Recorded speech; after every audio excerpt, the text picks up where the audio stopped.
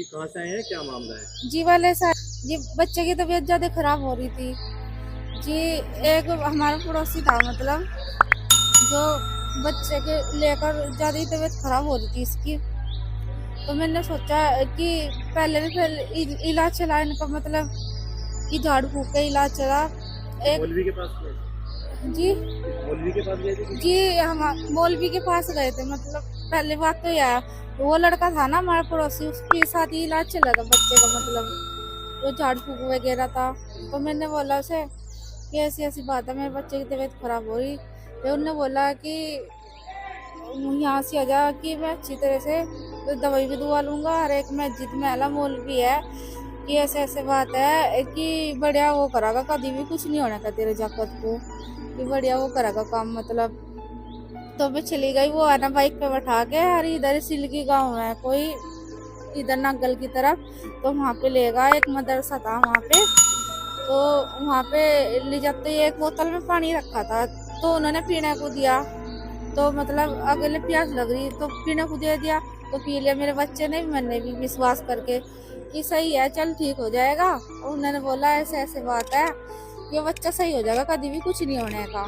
तो वो मुझे अंदर लेगा, उसके बाद वो पानी पियाते ही यूं पता नहीं होया क्या, मेरी आंखें भी खुली और मैं अपनी सोती में नहीं रही जरा से भी। क्या हुआ? तो मेरे साथ है ना, उन्होंने अंदर ले जाते ही ऐसा वो दुष्ट व्यवहार करा, मतलब कि जो किसी के साथ होना ना चाहिए। तो अब है ना, मैं आगे कार्रवाई करना चाह रही, जो मतलब कि मुझे इंसाफ मिले। कौन लोग थे आपको जो लेकर गए थे, क्या नाम वाम मालूम है किसी का? जी वो हफीज था, मतलब कि मौलवी था, मतलब नदीम वगैरह नाम था उनका। वो लेके गए थे, मेरे पड़ोस में ही थे, मतलब जी। जी विजयकांत भाई, क्या मामला है? मैं Vijaykant Chauhan, organise by Vande Mataram mission चिंगारी ट्रस्ट। आज ये जानकर बड़ा मुझे दुख हुआ कि सहारनपुर के अंदर आज भी छांगुर के कुछ गुर्गे काम कर रहे हैं गांव देहात गली मोहल्ले में, जो हमारे इस प्रकार के पीड़ित परिवार हैं जिनके बच्चे कभी बीमार हो जाते हैं, उनके पास दवाई के पैसे नहीं होते, या वो बेचारे बहुत दुखी होते हैं, निराश हो जाते हैं जिंदगी से। ऐसे निराश और पीड़ित दुखी बीमार लोगों को छांगुर जैसे गिरोह के लोग कुछ यहाँ पे शहर के अंदर अपना अपहरण करके, या समझ लो उन्हें अपनी बातों में लगा के कुछ गलत काम करने का शिकार बना रहे हैं। ये लड़की फतेहपुर जी वाला गाँव की रहने वाली है, थाना का फतेहपुर पड़ता है। इसका बच्चा बीमार था, तो इसे झाड़ फूक कराने की इच्छा थी कि झाड़ फूक से कोई बच्चा ठीक हो जाए। तो नदीम नाम का एक व्यक्ति, जो हमें जानकारी मिली है, शायद वो गिरोह बंद है, शायद यही काम करता है, उसके पीछे कोई बहुत बड़ा नेटवर्क है। वो नदीम नाम का लड़का इसे अपनी बाइक पे बिठा के झूठ बोल के, बस अगले गाँव में मेरा परिचित हाफिज मस्जिद में रहता है, वो तुम्हारे बच्चों को झाड़ेगा, बच्चा ठीक हो जाएगा। वो फतेहपुर जीवल गाँव से उसे बाइक पे बिठा के अभी करते गाँव सिड़की जो नागल थाने पड़ता है वहां तक ले गया, और नागल थाने के सिड़की गांव के अंदर एक मस्जिद या मदरसा जो भी था बताएंगे, इसको पानी में कुछ पिला के दिया या तबीज पिलाए, वहाँ ये शुद्ध होगी बेहोश होगी क्या कहती थी, इसका बच्चा इसके साथ में था। उस दौरान उसके साथ उन्होंने गलत काम किया, दुष्कर्म किया, और उसके वीडियो फोटो बनाए, और बाहर आने के बाद नदी में ये कहना कि मेरे साथ ये काम करना पड़ेगा, किसी और को बताया तो मैं जान से मार दूंगा, ये कर दूंगा कर दूंगा। और रास्ते में ही इसे बदतमीजी करता मारपीट करी, फिर माजरी गाँव के बाद इसे छोड़ के भाग गया होश आने के बाद। और ये लड़की 3 दिन से लगातार भटक रही है, फतेहपुर थाना गई। तो यहाँ अक्सर क्या होता है थानों के अंदर, इस प्रकार के जो पीड़ित लोग होते हैं, वहाँ जब ये बयान लिखवाने जाते हैं, वहाँ के कुछ प्रशासनिक अधिकारी जो कहते हैं सत्ता भले किसी की है लेकिन सिस्टम में लोग उनके हैं, हर थाने में उनके सिस्टम में कुछ लोग उनके घुसे हुए हैं, तो ऐसे लोगों पे साइकोलॉजी दबाव बनाते हैं, उनके बयान पलटवाने का प्रयास करते हैं, दबाव बना के तहरीर बदलवाने का प्रयास करते हैं। वहाँ भी इनके साथ ये किया, जो मामला था इन्होंने बताया, उस मामले को दबाने का प्रयास किया, केवल मारपीट में 151 की धारा काट के मामले को खत्म करने का प्रयास किया। तो इन्होंने वहाँ पे दबाव में नहीं है, तो वहाँ से निकल के कम के बड़े अधिकारी में गए।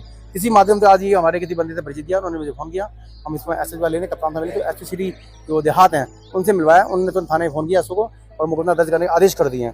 तो हमें जनता से मांग है कि ऐसे जितने भी छांगुर जाते गुर्गे हैं, जो झाड़ फूक के बहाने हमारी बहन बेटी का रेप कर रहे हैं, बलात्कार कर रहे हैं, लफ्ज़ जिहाद कर रहे हैं, या धर्मांतरण का अड्डा चला रहे हैं, ऐसे धर्मांतरणवादी जितने भी मुल्ला मौलवी शहर के अंदर काम कर रहे हैं, छांगुर के जो गुर्गे हैं, उनकी जांच की जाए। और ये मुझे लगता है इस वाले मामले के साथ कोई बहुत बड़ा छांगुर जैसा नेटवर्क काम कर रहा है। अगर इस मौलवी हाफिज को पकड़ा जाएगा और नदीम को पकड़ा जाएगा, इसका नार्को टेस्ट किया जाएगा, तो और बहुत सारे नाम खुलासे हो सकते हैं। अभी तो उन्होंने एक महिला जो सामने आई है पीड़ित, इसने सामने आके बयान दिया है, अगर जांच होगी तो न जाने और शायद कितनी बहन बेटियां निकलेंगी।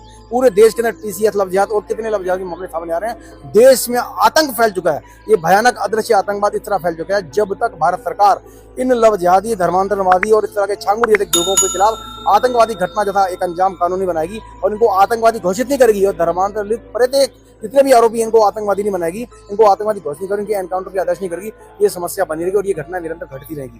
भारत सरकार को चाहिए इस वक्त महिलाओं को जागरूक करने के लिए, जैसे इजराइल के अंदर हमारी जो बहन बेटी हैं वो ट्रेनिंग है, इनको भी आत्मरक्षा ट्रेनिंग दी जाए, जो सेना के तरह ट्रेन हो गए अपनी आत्मरक्षा के लिए अपना आत्मसम्मान बचा सकें और अपना संघर्ष कर सके। तो भारत सरकार ऐसी बहन बेटी पर नजर रखे और ये जो दोषी हैं इनको जांच करके कठोर कार्रवाई कीजिए और जनता के सामने जनता के भयमुक्त वातावरण का माहौल बना जाए। योगी सरकार में भी अगर इस तरह के कुछ लोग गुंडे खुलेआम इस तरह की हरकत करेंगे तो योगी सरकार में भी प्रश्न चिन्ह लगता है। मैं योगी सरकार से निवेदन करता हूँ हमारे इस मान सम्मान और बहन बेटी की मांग रक्षा के लिए जितने भी दोषी हैं तुरंत उनको फांसी पे चढ़ाने का एक बड़ा गंभीर कानून बना जाए और जिसमें 1 महीने के अंदर ट्रायल खत्म हो, 1 महीने के अंदर ऐसे अपराधियों को तुरंत फांसी में लटकाया जाए।